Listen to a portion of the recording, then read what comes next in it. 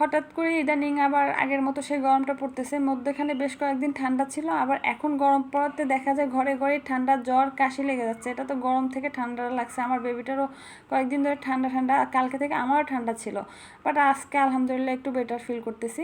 Hello viewers, আসসালামু আলাইকুম, welcome to my page Nahida's by Zayan. সবাই কেমন আছেন? আপনাদের দয়া আলহামদুলিল্লাহ আমিও ভালো আছি। বরাবর মতো চলে আসলাম আজকে একটা ব্লগ ভিডিও নিয়ে।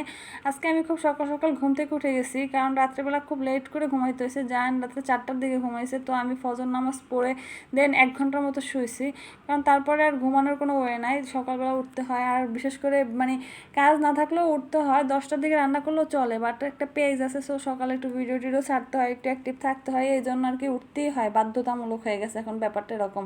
কার কার এরকম হয়েছে অভ্যাসটা অবশ্যই কমেন্টস করে জানাবেন। তো আজকে এই তো আমি রান্না করবো হলো গিয়ে মাছ। আমি আগেই মাছটা একটু ধুয়ে নিয়েছিলাম, দেখতেই পাইছেন। আমি মাছটা ভাগ করে যেতটুকু রান্না করবো অতটুকু রেখে বাকিগুলো প্যাকেট করে রেখে দিছি ফ্রিজে।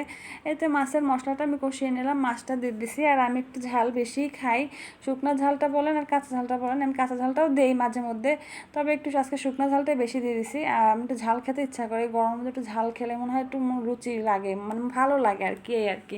যাই হোক, মাছটা কষানোর পরে আমি একটু পানি দিয়ে দিলাম। এদিকে আমি আবার আজকে ডাল রান্না করতেছি মাছের সাথে, আর আম দিয়ে দিলাম। আর আসলে এই গরমের মধ্যে একটু আম ডাল খেতে ভালোই লাগে, মানে আম ডাল হলে কি একটু গরমটা মনে হয় কম লাগে নাকি আমি বুঝতে পারি না, মানে আমার কাছে খুব ভালো লাগে। মানে আমার হাজব্যান্ডের কাছে ও আম ডালটা খুব পছন্দ করে, সো আমি ডাল রান্না করলে একটু আম দিই এটার সাথে। ডালটা আমার হয়ে গেছে, তো আমি এখানে ফোড়ন দিয়ে দিব। আর আমি ডালের মধ্যে ইদানিং কাঁচা ঝালটা আমি একটু ইগনোরই করি, কারণ হলো গিয়ে জায়ান যেহেতু মানে ডালটা খায়, সো কাঁচা ঝালটা দিলে হলো গিয়ে ও খেতে পারে না, এই আর কি। তো আমার ডালে ফোড়ন দেওয়াও হয়ে গেছে, আর এদিকে মাছটাও মোটামুটি কমপ্লিট হয়ে গেছে। তো মাছটা হয়ে যাওয়ার পরে আমি এই যে আরেকটা হাঁড়িতে মানে কড়াইতে আমি দিয়ে দিলাম পেঁয়াজ আর কাঁচামরিচ দিয়ে দিলাম, একটু ভাজি করে নিব। আর একটা চুলাতে আমি জায়ানের জন্য নুডলস করে রাখলাম, যে ও তো এখন ঘুমাচ্ছে, ঘুম থেকে উঠলে তো ওকে খেতে দিতে হবে, সো আমি আগে থেকে রেডি করে রাখি, নাহলে ঘুম থেকে উঠলে ওর ক্ষুধা লেগে যাবে, সো তখন করতে গেলে একটু টাইম নিতে হবে, এই আর কি। তো এদিকে আমি এই যে আমার ভাজিটা বসাই দিছি, ভাজিটার হলুদ লবণ দিয়ে একটু ভাজা নিতেছি, মানে আমি ঢাকাটা পরে দিই, কারণ একটু দমে গেলে তারপর ঢাকনাটা দিয়ে দিলে কালারটা ঠিক থাকে। আর আগে থেকে ঢাকনাটা দিয়ে দিলে হলো গিয়ে কালারটা একটু অন্যরকম হয়ে যায়, এই আর কি। তো আমি ভাজিটা বসাই দেওয়ার পরে হলো গিয়ে জায়ানের নুডলসটাতে ডিম দিয়ে দিব। আমার ওই যে আমাদের জন্য ভাজিটা আমি আমি সবসময় এই ভাজিটাতে ডিম দিয়ে করি, অথবা চিংড়ি মাছ দিয়ে করি। হ্যাঁ, আমার কাছে মনে হয় যে এটা হলো গিয়ে এই চিচিঙ্গা, হ্যাঁ চিচিঙ্গা ভাজি।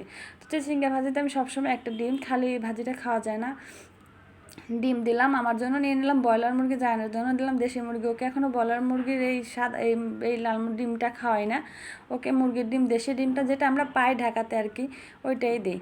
তো আজকে এই পর্যন্তই, আল্লাহ হাফেজ, আসসালামু আলাইকুম।